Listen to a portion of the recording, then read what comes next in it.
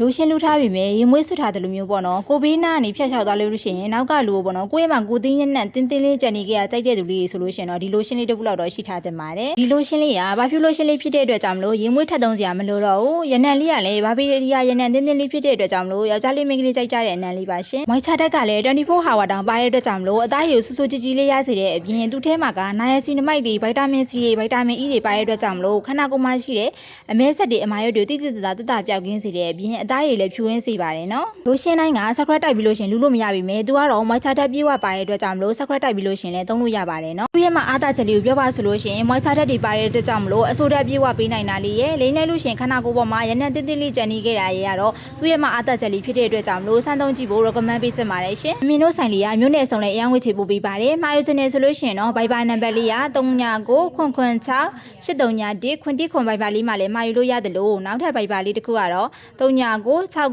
926 621ဘိုင်ဘာလေးမှာလည်းမှာယူလို့ရပါတယ်နော်ဆိုင်မှာလာရောက်ဝယ်ယူအားပေးချင်တယ်ဆိုလို့ရှိရင်တော့မမေ့မဆိုင်လေးစာလေးကပခုတ်ကူမျိုးတည်ခတ်တာလမ်းနေမှာပါရှင်